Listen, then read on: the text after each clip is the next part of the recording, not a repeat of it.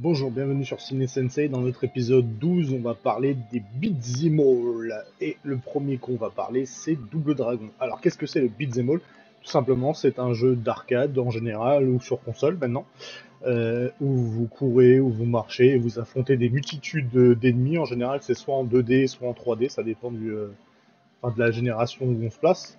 Et du coup, Double Dragon est un des premiers qui a lancé le genre, le beat'em all. Il est sorti en 1987 sur les bandes d'arcade et après, par la suite, il est sorti sur la console NES. Et la particularité de Double Dragon, c'est que bien sûr, il y a eu une série de dessins animés, il y a eu un film, il y a eu plusieurs jeux vidéo, il en a eu quelque chose comme 14. Et du coup, aujourd'hui, c'est notre thème, donc c'est parti.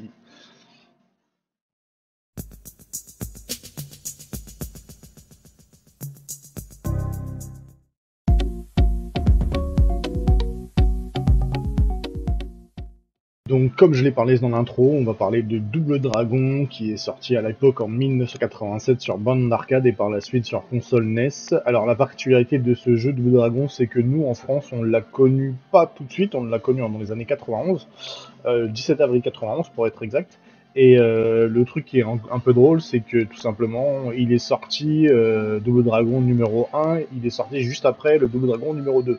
Donc en fait, au Japon et aux États-Unis, un peu partout dans le monde, on avait d'abord eu le premier volet et après le deuxième volet. Nous, on a eu d'abord le deuxième et après, on a eu le premier. C'est assez drôle.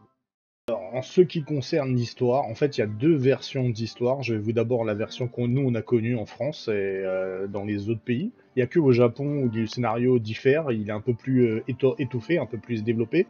Nous, dans la version française qu'on a connue, en fait, c'est Marion qui est la copine de Billy Lee, qui est un pratiquant d'arts martiaux, se fait kidnapper par un gang.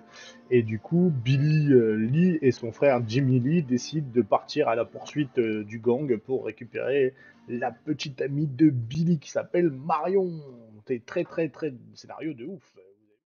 Donc comme vous avez vu, le scénario est casse pas trois pattes un canard, hein, comme on dit l'expression. Du coup, bon, vous affrontez une multitude d'ennemis à travers certains niveaux, jusqu'à arriver des boss de niveau, ce qu'on appelle les boss de niveau. En gros, vous commencez par exemple, la centre-ville, vous affrontez plein de mecs, plein de meufs avec des barres, des fouets. Voilà, c'était un peu sadomaso un peu à l'époque. Et du coup, il y en a eu plein qui ont été lancés. D'ailleurs, un de mes préférés est Street of Rage, que je ferai une vidéo dessus. J'ai préféré Street of Rage parce que moi, je suis pas de la génération Double Dragon. Si, j'ai connu sur la NES à l'époque, mais je suis plus de la génération après sur Game Gear avec Street of Rage, qui est un peu le même genre, qui est un beat'em all aussi, pareil. Et du coup, j'en parlerai. Je ferai une vidéo de gameplay de Double Dragon et de Street of Rage numéro 4 qui est sorti il y a pas longtemps. Donc voilà, ça coûte pas, il casse pas le trois pattes à un canard, hein, comme on dit. Et du coup, il y a eu un dessin animé qui est sorti en 1993 avec Dick Entertainment, qui est sorti en France par la suite en 1994. Non, je dis des bêtises, en 1996, excusez-moi. Nous, en fait, il a d'abord sorti aux États-Unis de 93 à 94, et après, nous, en France, on a été diffusé sur France 2 à l'époque dans une émission qui s'appelait Samedi Mat, à partir de 96, à partir du janvier de 96. Donc c'est quelques années après, 2 ans après. Donc il y a eu 2 saisons, il y a 26 épisodes, et en général ça dure une vingtaine de minutes, 25 minutes chaque épisode, voilà. Et ça a été produit aussi par Bo Entertainment et Dick.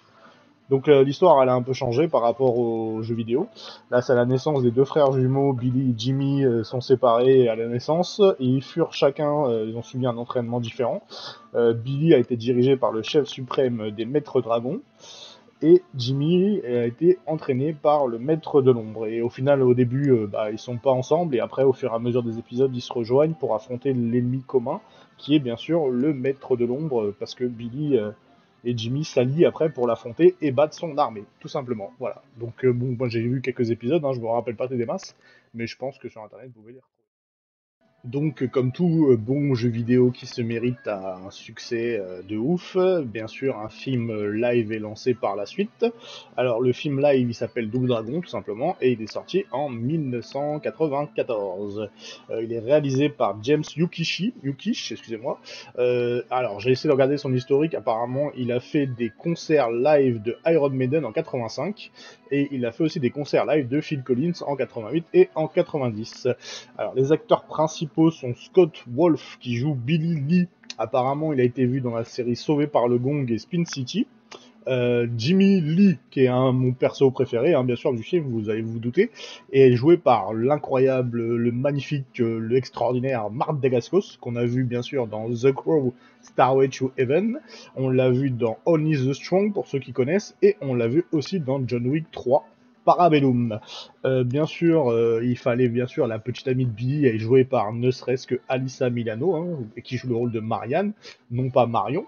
Elle fait une sœur Halliwell dans The Shoremade. Excusez-moi, je me rappelle plus de son nom, hein, je n'ai pas regardé la série.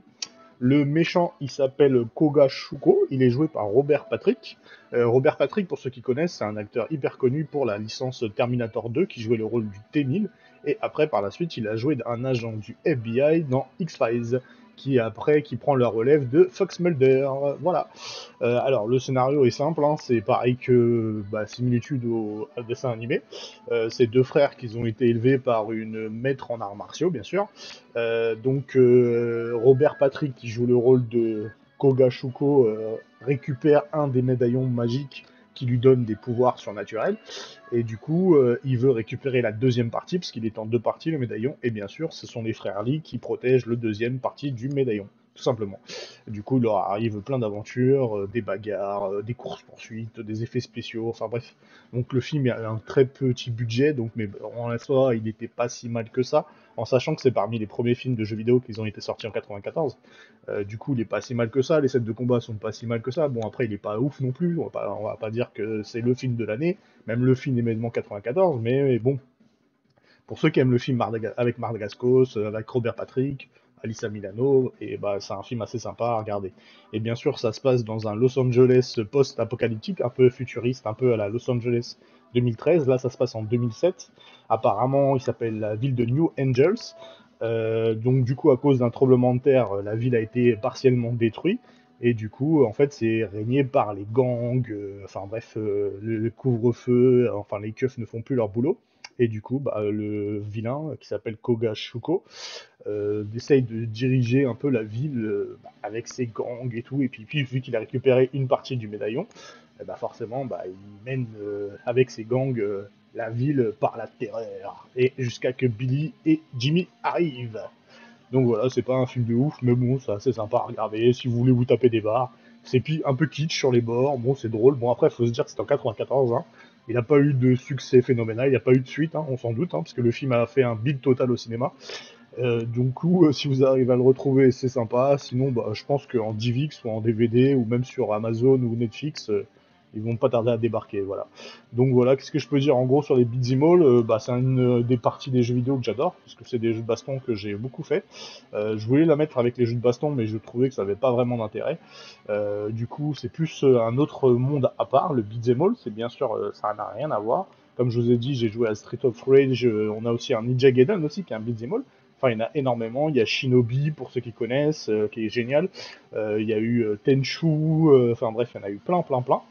Et du coup, c'est un style vraiment à part, les beat'em all, donc j'espère qu'on y reviendra dessus, grâce à, bien sûr, Ninja Gaiden, comme je vous ai dit, il y aura un hors-série dessus, et je vous montrerai quelques petits gameplays, comme d'habitude, et des vidéos, et j'espère qu'on fera une émission sur Ninja Gaiden. Donc j'espère que cette émission vous a plu. Donc c'est une petite émission, hein, bien sûr, hein, faut en parler, hein, Double Dragon, même si ça reste pas un film de ouf, hein, ça reste un film qui a fait partie de la culture jeux vidéo, hein, forcément. C'est parmi les échecs, parce qu'il y en a eu beaucoup. Et du coup, moi, c'était assez drôle d'en parler, de se replonger dedans. Bon, franchement, regardez-le si vous aimez Mardagaskos ou Robert Patrick ou Alyssa Milano. Sinon, hors sujet, rien à voir, quoi. Vous pouvez passer à côté, ça va rien changer à votre vie, quoi. Voilà. Donc j'espère que cette émission vous a plu. Vous savez que être passionné, c'est être fan. Et surtout, gardez le fan spirit en vous. Ciao, allez, bye.